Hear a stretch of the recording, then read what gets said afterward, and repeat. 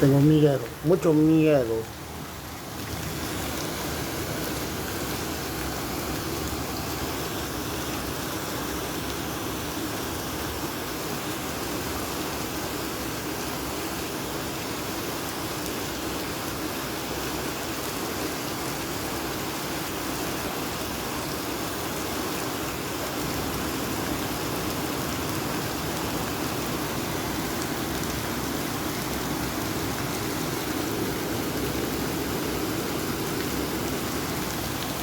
Dicen que cuando hay muchos truenos que ya se va a calmar la lluvia.